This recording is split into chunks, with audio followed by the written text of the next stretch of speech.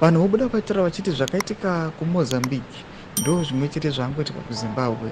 Toona vakomana vekozwa ava neintelligence system yavo vanenge vachiexposa ava the outcome ava yekuMozambique vachiti aiwa maelections aya haana kumboitiwa zviri credible, zviri free kana zviri fair, vachiti aiwa SADC toda kuiona involvement yayo, but vanenge vachipa option yekuti SADC inoita its involvement, but vanonyatsa kuona kuti aiwa kunyange nemaleaders acho ari muSADC aiwa ndo vanatori nemaalegations ekuva illegitimate. Sana bila mashuka muda nyokopana vakuna kuzwa ipo subscribe or like on the bell kuti vinonyora vachiti Frelimo rigged the whole election from start to finish.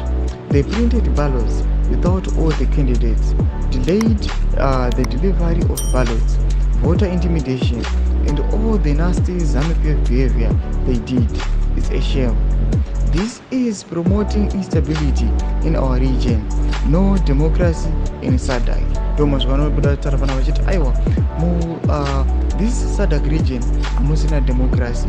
From the leaders acho vanobva vatoona kuti kubva kune vanoti the chairman the SADC region vanoona kuti aiwa vane allegations illegitimacy. Tichipinda kune mamwe member states vanoona vana Mozambique vana pane mascandals emaZimbabweans vanoziva kuti aiwa vanonovhota nekubackdoor, vanoona kuti kwako kune voter intimidation, macandidates anga asipo pamaballot papers acho mamwe akanonoka kuuya.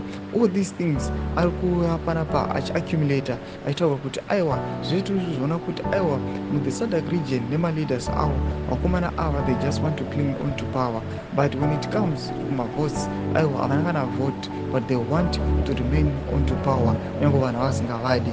Tudze mafunguro enyu moti kudii pamusoro pechitiko ichi pinda comment section medu dzimafunguro enyu, subscribe or like and turn on the bell icon.